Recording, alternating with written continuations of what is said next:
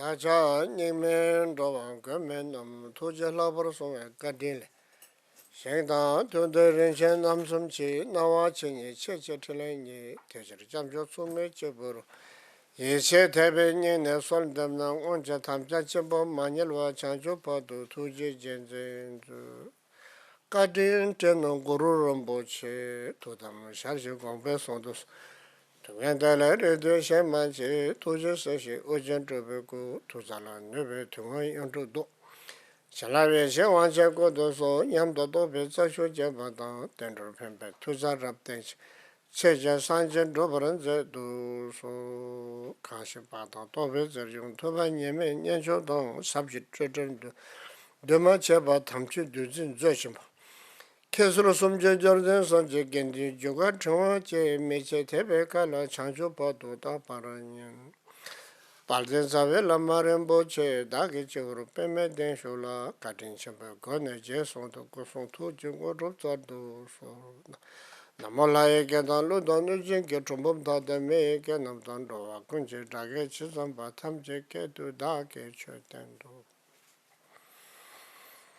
Sanje Chudan Gendu Sum Tarban Deba Namchi Chabse Leda Nyamamba Chulbe Nawale Tabran Dena then Dumbe Tamchu the Sulshin The Buddha, the Dharma, and the Sangha are the objects of refuge for those who seek liberation. Liberation from what? From karma, from the negative emotions, and from deluded experience. It is possible for us to be free from these things. And if we are interested in doing so, then it is important to regard the Buddha as our teacher, the one who guides us. And through relying upon his guidance, it is possible, through practicing the path of the Dharma, to attain the state of liberation and omniscience. What topic can we learn that brings us to the state of liberation and omniscience? What is the subject of our learning that can bring us to that result? Well, it is understanding about outer perceived objects to gain an understanding also of the inner perceiving mind, and in particular, the path that leads to the state of liberation and omniscience. This is so important, and this is what is taught very clearly in the teachings of the sacred Dharma. It is also presented in this way. Do not engage in any negative actions, practice virtue perfectly or excellently, and tame your own mind. This is the teaching of the Buddhas. These 4 lines are something that we should repeat to ourselves again and again and again. Bring to mind again and again, but also apply them in practice. That's very important. Because when we do that, we become real Dharma practitioners. That's how we become real Dharma practitioners. In general, we should practice and train in these ways. But one thing that we can do in particular is the first thing when we wake up in the morning. We can think to ourselves, okay, I've woken up today, and I'm not going to engage in any harm at all day long, right? Do not engage in any evil action. So I won't do anything negative physically, verbally, and mentally. I will refrain from these kind of negative actions. And that is actually what's called the karma of refraining from the 10 non-virtues. And this itself is virtuous because it cuts the continuity of negative actions. When we refrain from the 10 non-virtues, we're cutting the continuity of negative karma. And then the opposite of engaging in negativity is to engage in virtue. So then we should engage in virtue as much as we possibly can. And with this foundation, then we can practice shamatha and we can practice vipassana. We can train in the practices of the generation stage and the perfection stage. And when we have that kind of foundation, then when we practice in these ways, our practice can be authentic and correct. We become able to practice, to engage in these practices in a way that is authentic and unmistaken. And when we do this, then over the years, as years pass by, as months pass by, even each day, we change, we train, we change, we transform. And this is so important to do this, that our practice actually changes us every day. We can learn about the transcendent wisdom. Remember yesterday I mentioned transcendent wisdom. This is the wisdom that knows emptiness and the absence of self. And through this kind of practice, training authentically in the Buddha Dharma and practicing it authentically, we can come to realize that, to attain that kind of wisdom or realization of emptiness and the absence of a self. This can be presented in even more profundity when we talk about the state of suchness, which is free from any type of conceptual elaboration, free from any extreme. And that kind of view or understanding realizes that everything from form up to and including omniscience, the state of omniscience, is not truly established from its own side. It's not truly real. And this is something that we can not only understand, but we can come to experience directly through practice. And then we can get even more into the profound practice that is taught in the Vajrayana, receiving empowerment, receiving transmission, receiving instruction, pith instructions. In short, then we can, through this kind of Vajrayana instruction, come to recognize the nature of mind, that the nature of mind of all sentient beings is nothing other than the realization of the Buddhas of the three times. This is something that we can come to realize through Vajrayana practice, instruction and practice. What's the condition that makes it possible to come to this realization, though? The condition is avoiding the 10 non-virtues and practicing the 10 virtuous actions. And then on top of that, training in Shamatha, training in vipassana, training in the generation stage and the perfection stage, and through the practice of the generation and the perfection stage, together with this, training in the practice of recognizing uncompounded luminosity, which is our basic nature. Receiving empowerment, receiving transmission, receiving instructions and pith instructions, and putting these into practice. And we can gain realization through doing this, and we know that this is possible because it has been done before a lot by many, many yogis, male and female yogis, have practiced and gained accomplishment this way. Yes, definitely monks and nuns, of course, but not just monks and nuns. Householders, male and female householder practitioners have, through practicing diligently these kind of precious instructions, attained accomplishment. They've attained accomplishment. This is the special quality of the sacred Dharma, that there are these kind of instructions, that if we apply them diligently, we can attain accomplishment through their practice. However, not that many people really practice these kinds of instructions, and not that many people really have the interest in the Dharma. So all of you should really rejoice in your own interest in the Dharma. The fact that you're interested in practice is something so precious. You should take joy in that. You should rejoice in that. You should take delight in the fact that you're interested in Dharma practice. Something really precious.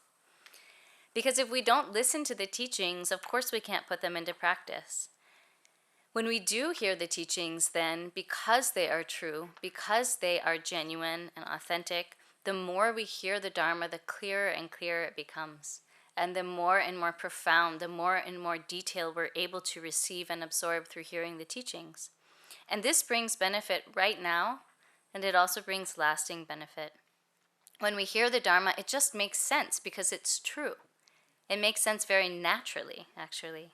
And when we hear the teachings then, and it makes sense to us, then of course the result is that very naturally we feel inspired to practice. We're interested in taking up the teachings in practice, and then we do it, also very naturally, because it's something that makes sense to us. So it's important for us first to learn the teachings, because we have to rely upon the wisdom that arises through listening and hearing and learning the Dharma in order to then apply the practice of contemplation and gain the wisdom that arises through that type of contemplation. And then we put that into practice in meditation.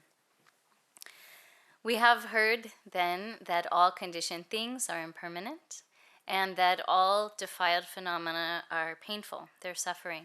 And you said already yesterday that you believe that makes sense to you. I shared this with a group of scientists, and they too said that they believe that this is the case. Then we come to the point that all phenomena are empty, the emptiness of all phenomena, emptiness in the absence of self. The great Master Nagarjuna said, there is not a single phenomenon which is not dependently originated, and therefore there is not a single phenomenon which is not empty. He made this kind of statement about reality, and we can't really debate that because it's true. It's just simply a statement of fact, a statement of truth. It's not something that's just true, but it's something that we can experience directly. We can have a direct experience of that truth. When it comes to this question of emptiness and the absence of self can be understood and explained in lots of different ways, in many different levels of detail. And this is why it's so important. It's such an important topic to learn about.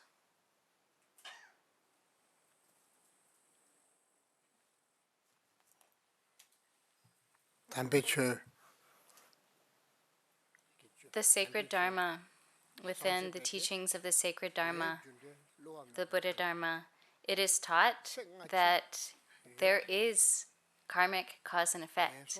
There is such a thing as karmic cause and effect. It's unfailing. And as Buddhists, we accept that there are past lives and future lives. We accept these as true. We accept that there are the three lower realms, and there are the three higher realms, among which is the realm of the gods. We accept that there are pure realms, many, many different pure realms.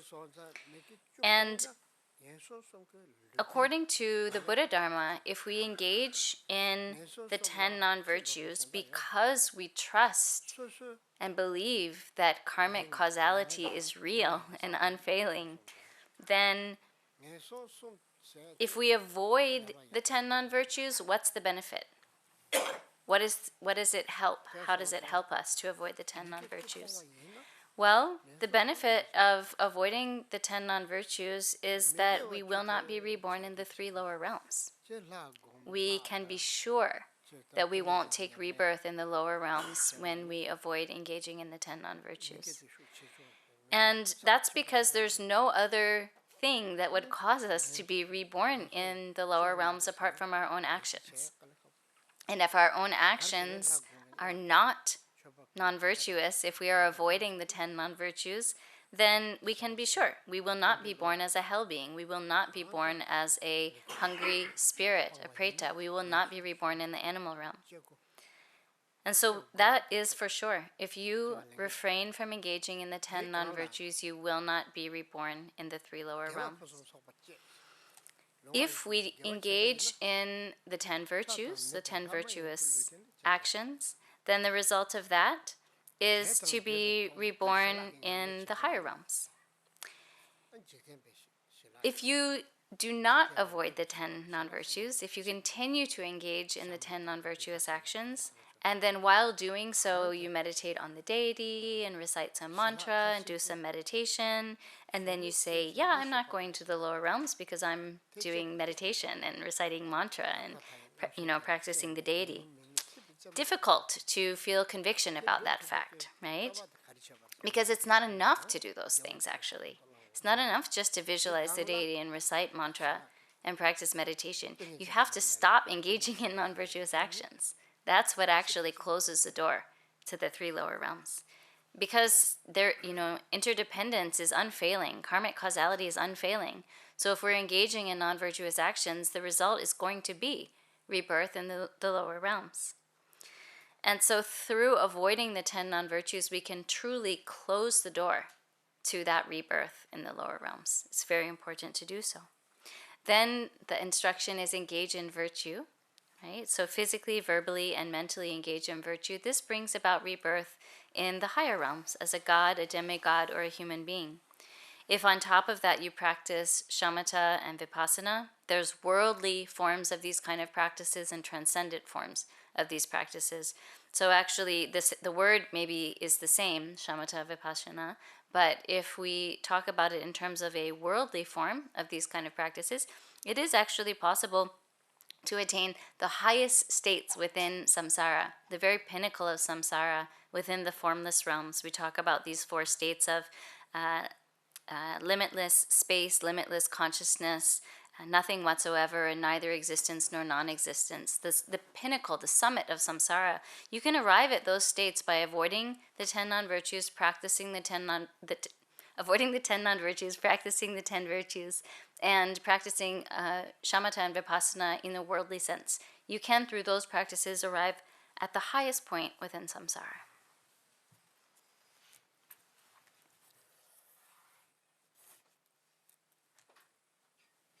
Do not engage in any evil deeds. Train in virtue in an excellent way and tame your own mind. We have to get to the point of taming our own mind. And I mentioned already that shamatha and vipassana can be practiced in both a worldly or a transcendent way. If we don't engage in this kind of meditation practice, if we only avoid the 10 non-virtues and cultivate the 10 virtues, it's not possible to arrive at the summit, the pinnacle of samsara. We have to practice meditation if we want to get to the highest states within samsara. Now, there are different ways of practicing meditation. Meditation, we can talk about general practice, something that's more profound, extremely profound, very, very profound. There's different levels of practicing meditation. But in short, we can't actually arrive at the pinnacle of samsara without training in some kind of meditation practice because of interdependence, right? And all of this, though, where we end up through our practice is in our own hands, because the practice is something that we actually have to apply ourselves. Just taking refuge and praying to the Buddha and making the aspiration in the prayer, please save me from the lower realms. It's not going to work to just pray and ask the Buddha to save you from the lower realms. Please bring me to take rebirth in the higher realms. Just making that kind of prayer is not enough. Just praying, just making offerings, just paying homage, that's not enough. It's important to do that as well. We also have to train in meditation practice, because this is what brings us actually to the result of practice. And the result that we obtain through our practice depends on where we set our sights, and it depends on the kind of practice that we do. If we're interested in arriving at the highest point within samsara, then if we practice in that way, we could.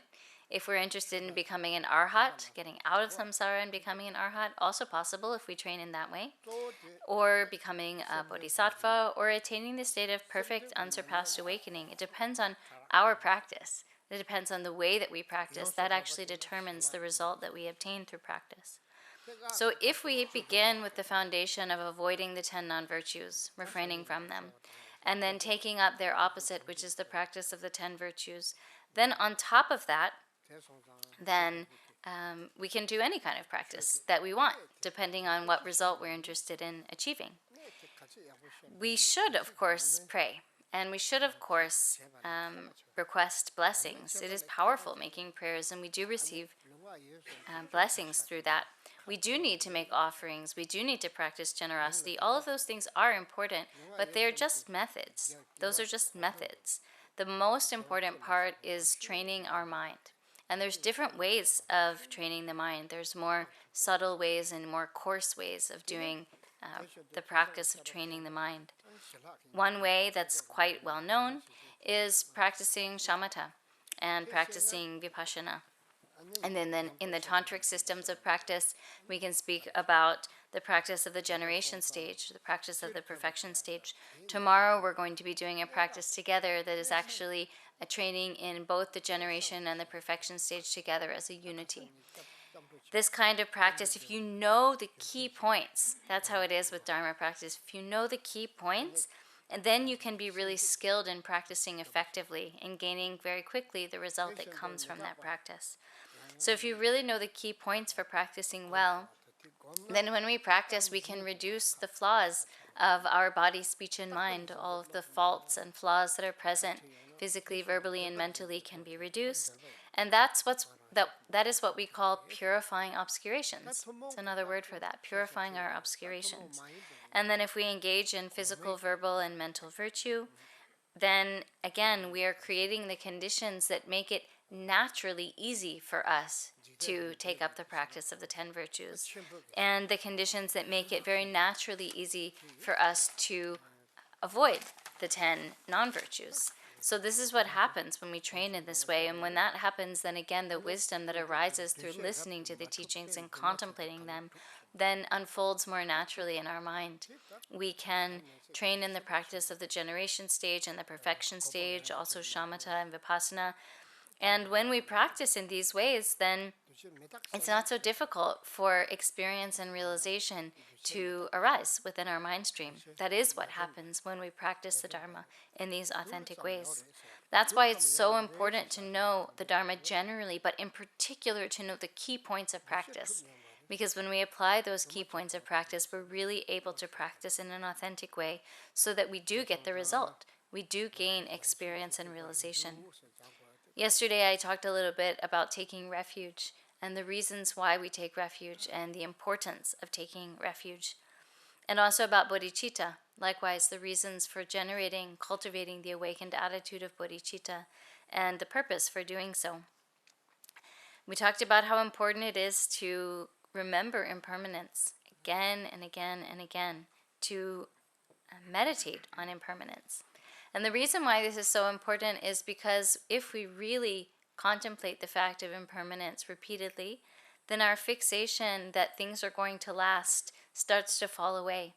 And when there is not so much fixation that things are going to last, then that, because the idea that this will last is also related to the idea this is real, when we reduce our fixation on things as being somehow permanent or lasting, then that naturally reduces our fixation on them as being real.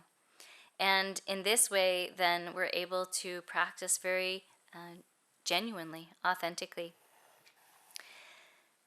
So we can talk about, this is kind of like a common or ordinary form of knowing or learning wisdom. But there's also transcendent wisdom and great wisdom, which I mentioned as well yesterday, right? And in this way, the way of training in this kind of wisdom is just like Nagarjuna said, to contemplate the fact that if conditioned phenomena are not truly established, then how could the unconditioned be truly established? So that's something that is not as easy, perhaps, to make sense of, right? We can accept pretty easily, yes, conditioned things are impermanent. That's easier to accept. But to accept that they're not real, it's a little bit more difficult, right? It's easier to say, yes, these conditioned things are just mere atoms. That's easier. But more difficult to say, even atoms aren't truly established. Even the tiniest particle isn't. So in this way, then we come to the statement, if conditioned things are not truly established, how could the unconditioned be?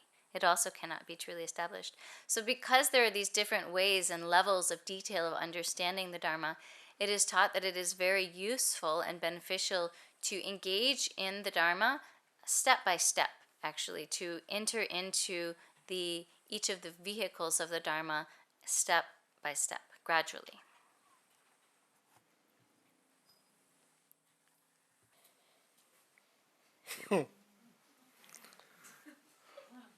Make sense?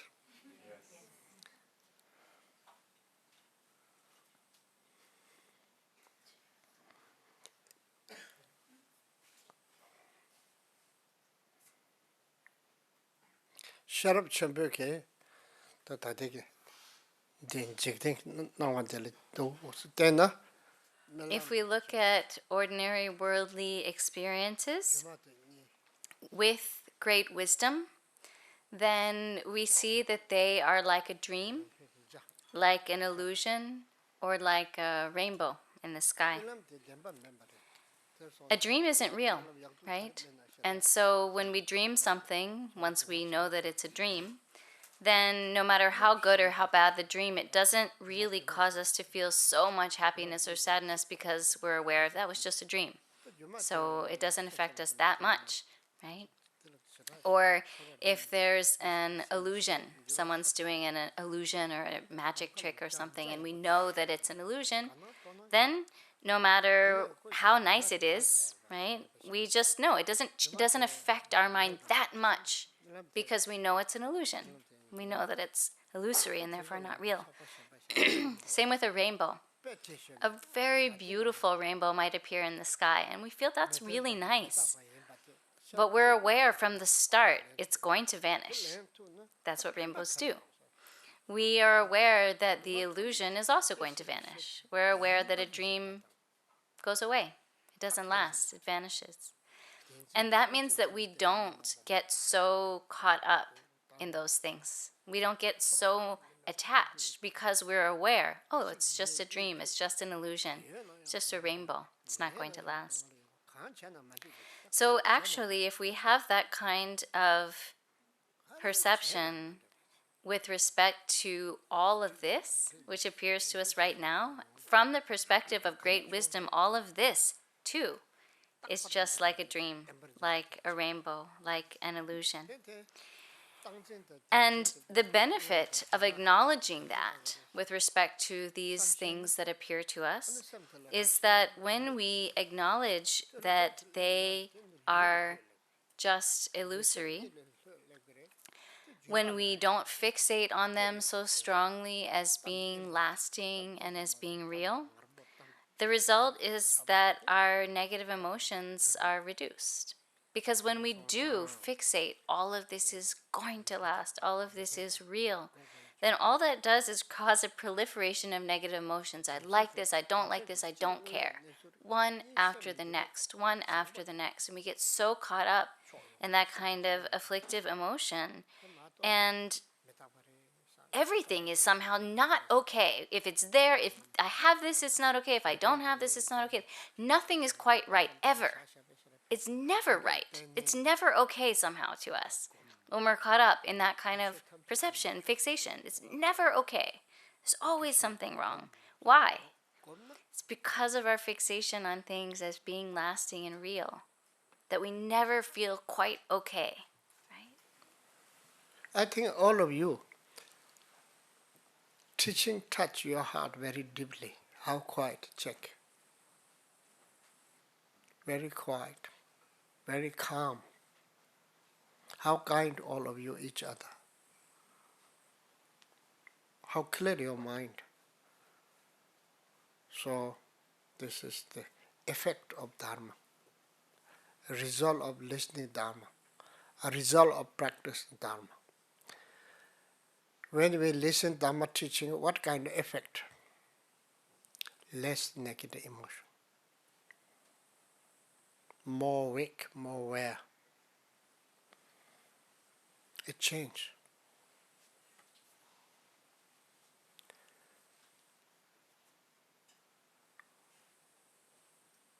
퇴신, 시와 도바차리. 퇴신, 시신이 도바차리. 냠소 랑신, 냠모바 추루, 초조리. 대체라서로 중도하다. 지나서 소소 하고도 왔다. The more you hear the Dharma, the more peaceful and tamed you become. And the more you practice the Dharma, the fewer and fewer afflictive emotions you experience. And you know that, right? Because you experience that.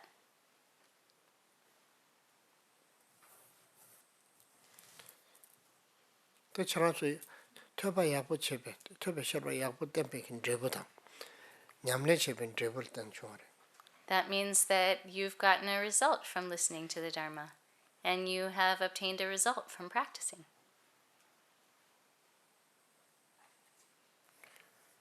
It's a group, unknown people together, different belief, different nation, different culture, different language in one place.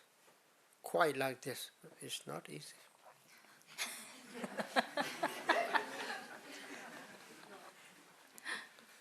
Even we pay a lot of money, say, please be quiet, it will not work. Even by law, or if you know, we punish, it's still not work. Shamatha Trabu Karisana,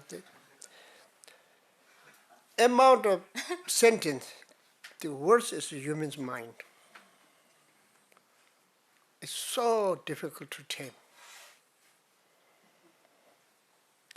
And sometimes humans are so smart.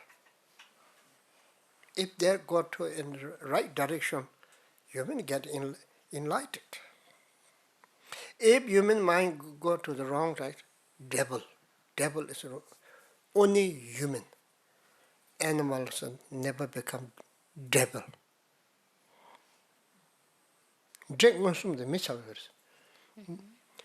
The real devil is humans, right? Humans. If human go mind very screwed up, terribly screwed up, one human can harm countless other humans. If one human, if mind go to in positive, one human can help and serve countless. Any animal cannot do that. Any other sentient has no power like that.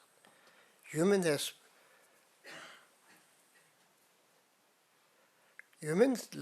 life is, human mind is, if go the right direction, enlightened. Bad direction, oh, so harmful. So I'm very happy.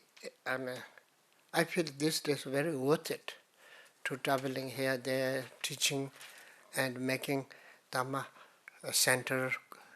And now I feel the result is really coming very fast.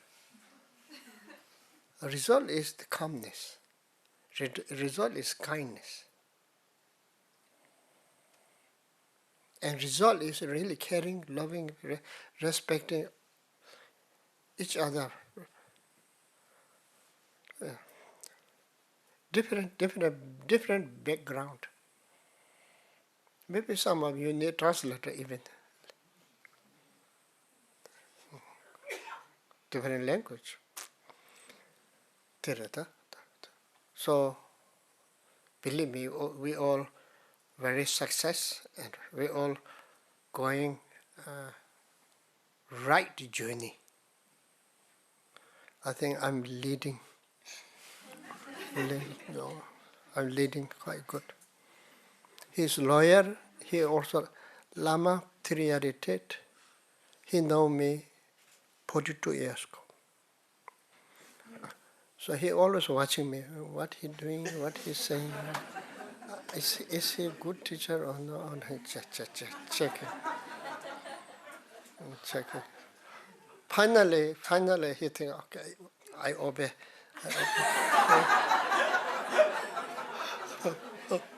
Because lawyer is training different. White or black. There's no middle. Need to be white, it's white. Black is black. Mix, no make sense. Okay. If we look after this we break, okay?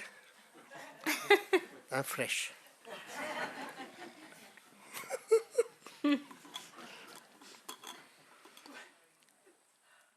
But if, on the other hand, we can look at all of this and think, it's just like a dream, it's just like an illusion, it's like a rainbow in the sky, not going to last, not truly there, then what happens to our mind?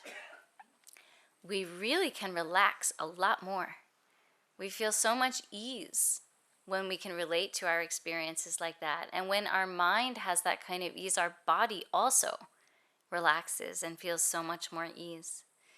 And this is why it's so important, actually, for us to contemplate impermanence and the lack of reality of all of this. It's because it brings ease to our body and to our mind.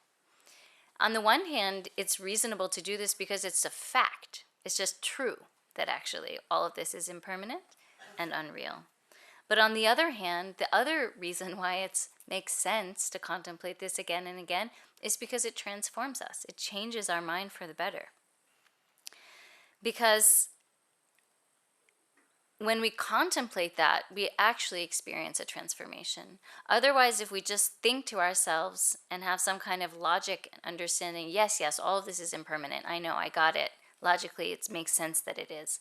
Or logically, it makes sense that this is unreal. That doesn't actually bring about as much of a transformation as if we really meditate on it. That's why it's taught, meditate on impermanence. Really meditate on this, contemplate this again and again and again. The benefit of that is that it changes us. 최탐 낭라랑 심해봐 인데 바르고 인데 바르 인데면 제바치는 라트야요 제바 마치 바람마도 저리베게 때하고도 저리바야 제바치게래 남바야 제바치게래 그 저리바다 남바 돌린치도 야보도 소장 okay I have one experience around 15 years ago. I'm in Malaysia. And then the visitors keep coming. And one lady came, and she has a baby, only maybe or 2 years only. Then she kept saying, I'm so attached to my baby. So what to do? I says, oh, what kind of attach? So much attached. Then she talking about how she loved the baby, how she liked the baby. At the same time, she's squishing. She squishing, I love you, I miss you. Become a blue. Extremely painful for me. I said, relax, more. We need to ask doctor to come. So mind go very strange. Love, name of love, sometimes attachment. It suffers so much. So that is, detachment is extremely important. Healer. You can have whatever you want. You can have, okay. You can enjoy. I like enjoy good things. But I know impermanent. I learned that. So when the earthquake came, I checked myself, okay, is everybody okay? Is everybody okay? Then they say, oh, so sorry, your cups, pots, past lives, cups, this, that. I like those kind of tiny things. Then I laugh. Then my monks looking very funny to me. I said, oh, this is no. That time I need to handle it. No pain, no sad.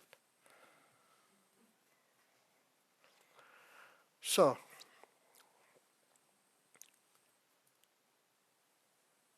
that is since and chönam tamji juli chung teju teshin shikbeso jula gopa kayin pa geju chobo degeso. All phenomena appear, but they're not truly established. They're not truly existent. And that's just how they are. They really are that way. If you really investigate, are they that way or are they not that way, then the conclusion, the inevitable conclusion is yes, that is how things are. That is how phenomena are. They appear, but they don't truly exist. It makes sense if you investigate. If we don't come to that conclusion, it's just because we haven't checked. It's just because we haven't really looked into it. And scientists investigate, they come to that conclusion. Buddhists investigate, we also come to the same conclusion. And since we're both investigators, scientists and Buddhists, it's good actually to have some kind of dialogue between science and Buddhism. It's important for us to recall impermanence. All phenomena arise from causes. Those causes were taught by the Tathagata.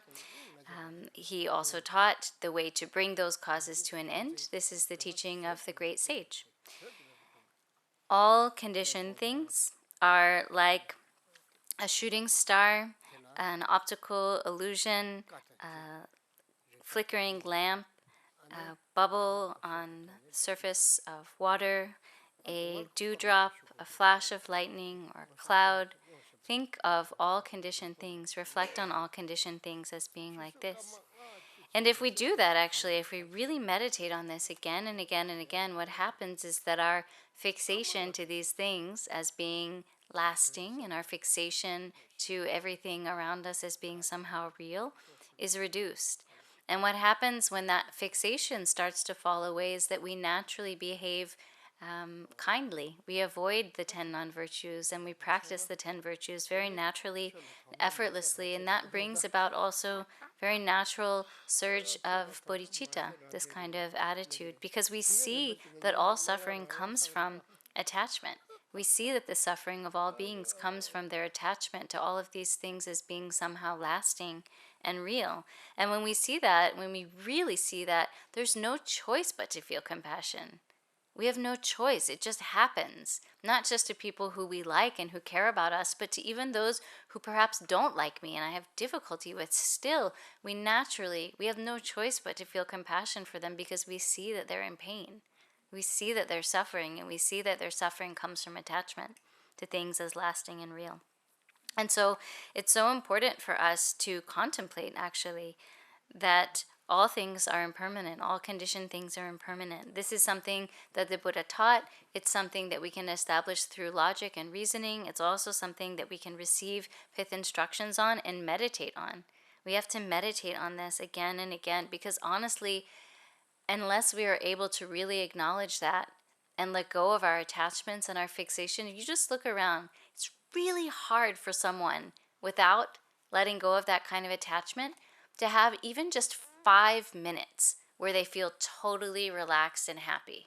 Just 5 minutes, right? Just totally at ease, relaxed, happy, all good. 5 minutes, it's hard to find that. It's really difficult. And the reason why that's so hard for people is because of attachment. It's because our clinging, our fixation, our attachment. And once we really know that that's the case, when we really acknowledge that that's true, then we have no choice but to be interested in the Dharma. And once we're interested in the Dharma, then we have no choice not to practice. It's like that.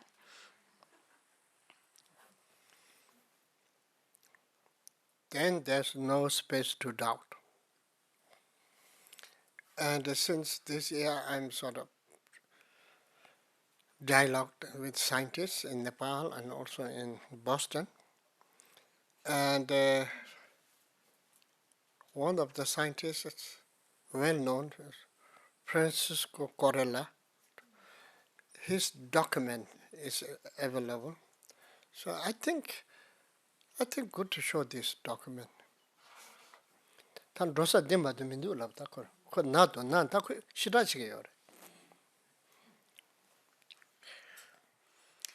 He was extremely ill when that was recorded, Francisco Varela, on the verge of death. And when talking about the Dharma, mind's nature, he said that there's no other way than this. That's it. That's it. Yeah, I think this is good to look. And what it means. Okay, now short break, and then I will tell you one interesting thing. How to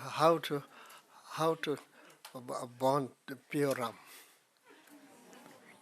Dewa chenla chendo yona kandasi chegre. If you want to be reborn in Sukhavati, the pure realm of great bliss, how do you do it? Sukhavati. It's very important. We need to make option 1, 2, 3, 4, 5. Then very, very wiser mind means that long-term vision. Smart. Today, only today, it's danger. Only this life, then what?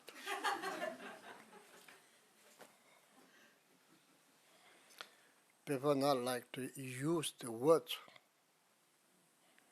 This is one interest. Sick and death. In Tibet, the Dharma is really very respectful. So Dharmas languages in Tibetan languages. So there's so much respect to the teaching. So when they see a piece of letter, the worst letter is na, sick. She is death. When they see that, they put head and put in a nice place. Then they not want to step on, because that also teaching. Na, she,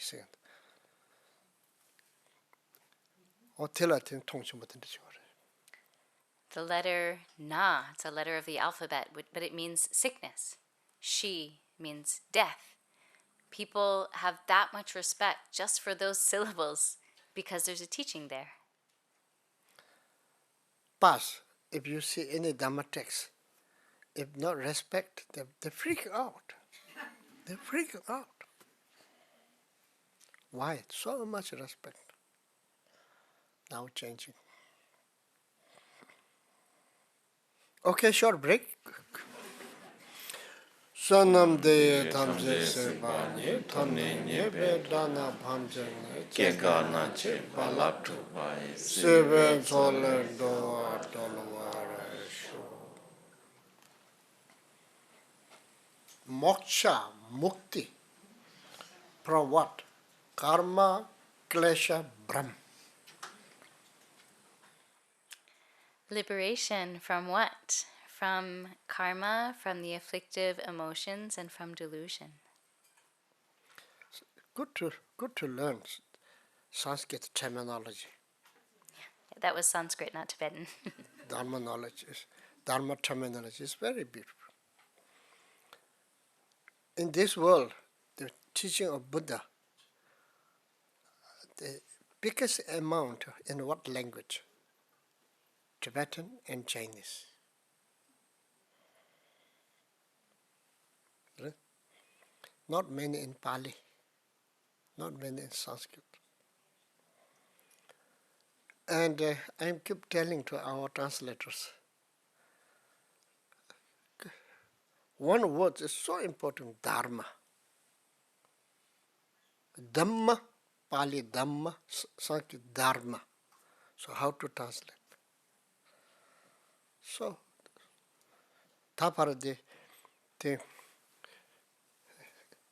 kandi yurgu yun, de kolonga zu tanto tonang che goya chire to da. This is something that we really ought to pay some attention to. Up until now, we haven't figured out how to translate it, right? We just use the Sanskrit word. In India, Saranath, one of the expert Sanskrit professor, he is very expert. So I asked him, we like to translate the words of Dharma in other languages, like English or German, whatever. Some says German language is very rich, yeah. Then he think he's not saying anything. He just wait. It really took time. I think more than 5 minutes. Guruji, he says, better not translate.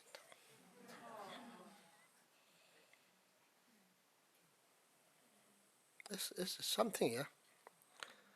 But exists in Tibetan Che, also exists in Chinese. Far, far, far. I don't know in other language. I don't know. If we say religion is not match, spiritual is not right, truth is still not right. So what? I don't know. If any of you have a good idea, let me know. Huh? Okay, short break. Make fresh and come back.